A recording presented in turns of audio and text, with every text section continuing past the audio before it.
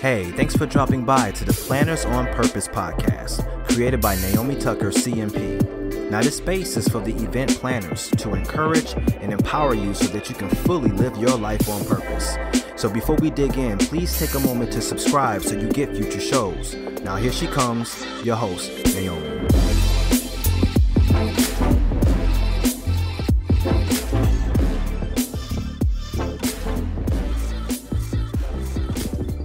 Well, hello everyone. This is Naomi Tucker with Planners on Purpose. So excited to be here today and bringing you another episode.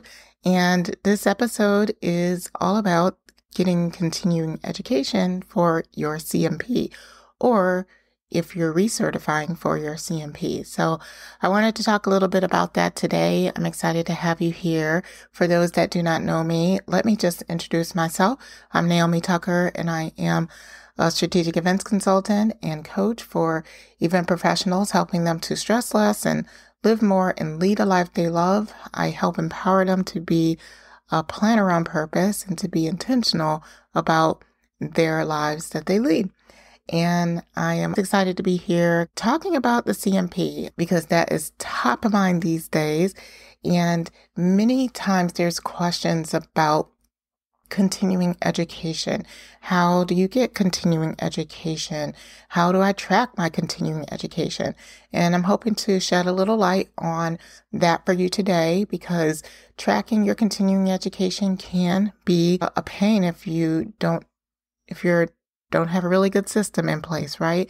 So that is where we're going to start. The CMP is the Certified Meeting Professional designation, and it's a designation that is brought to you by the Events Industry Council. And there are many other different types of designations that are out there that also need continuing education credits or units. And I'm not necessarily trying to single out CMP versus any of the others, but since we're talking about CMP and we're in this CMP series, we are going to go with that.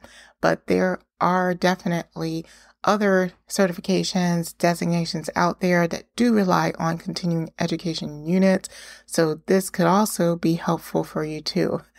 My first tip for you, though, when it comes to getting your CMP, especially since it's administered by the Events Industry Council, is to log in and get an account with the Events Industry Council.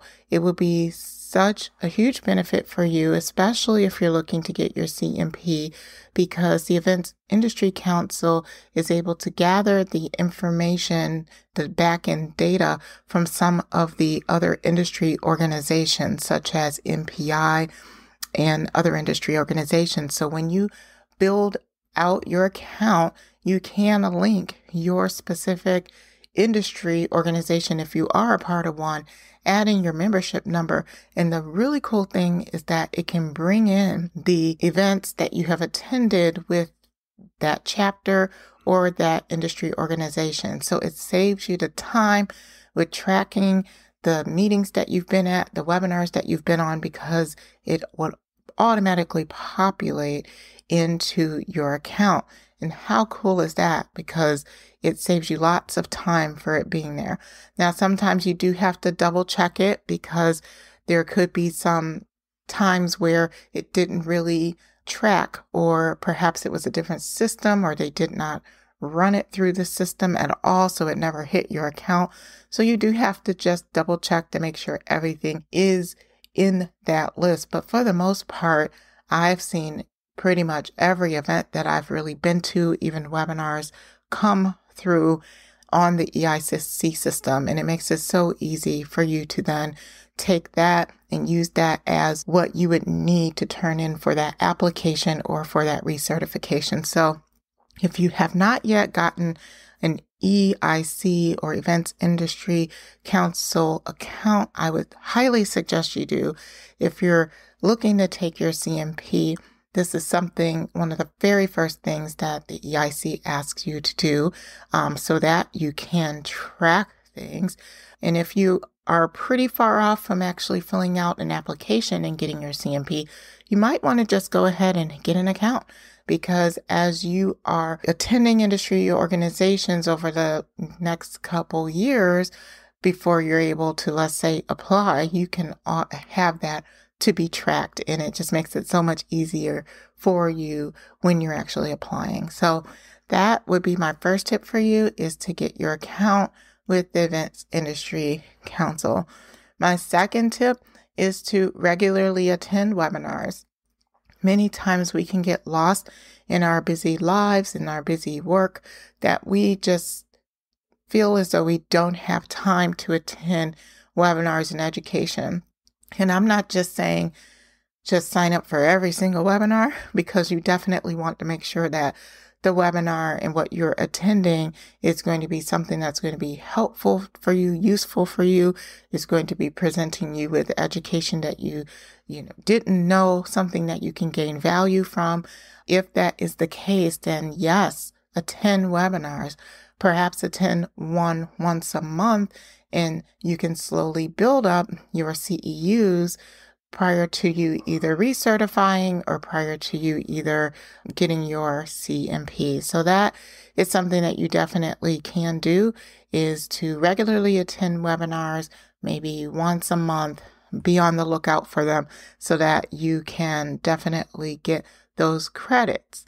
And many of them, if they are industry-specific webinars, you might see them also reporting this to the Events Council website. But I would just say track it. You can also add things manually into the Events Council website. So make it a practice of, once you attend a webinar, maybe you go back and add that into your account so that it is tracked. The third tip I have for you is to attend major face-to-face industry-related conference. This is huge because you can get many CEUs for attending a major conference. Typically, major conferences are 2-3 days, maybe even longer. Most of the time, if you pick a solid one, it has good education, useful education for you, which the education component is what makes up for the continuing education requirements. So making sure that you pick a conference that is very meaty in education and not fluff, because many times that might not be useful, especially if your strategic aim is to get your CMP and to recertify. You want to be pretty strategic about what you do attend so that it works for you, especially if your time is limited and you don't have time to be going all around the world trying to attend all these different conferences. You can pick a couple of solid ones to make up for the credits that you actually need. Keep in mind, though, it has to be industry related, because that is where you get the most credit. The EIC does allow non-industry specific conferences in education. However, it's only up to, I think it's 5 hours, especially if you're getting the CMP. They only allow 5 hours of that type of conference, non-industry related. So you want to try to focus on industry related conferences and definitely track those things. So one really nice conference that I would recommend is going to the CMP Advance. Yeah, that is a thing. The CMP Advance is a really nice conference if you're looking to recertify for sure for your CMP. It is put on by the Events Industry Council, and it's high in education and definitely gives you many continuing education units. So I would definitely check that one out. Well, I hope this sheds a little light on how you can track your continuing education, how that can be easier for you, and how to consistently put webinars and conferences in your year so that you are just slowly building up those continuing education credits for you to either get your CMP, recertify for your CMP, or get any other industry designation. I hope you really enjoy the CMP series. If you want to learn more about getting your CMP, I would suggest go to the Industry Council website, which I will link in the description. Otherwise, if you wanted to join a study group to start preparing for getting your CMP and studying, click the link down in the description for the CMP study groups. It would be great to have you there. Thank you so much for listening, and stay on purpose. Well, that wraps it up for this episode. If you enjoyed the conversation, hit the like button and tell us how much you enjoyed the show by leaving a message in the comments. Thanks for listening, and we'll see you next time.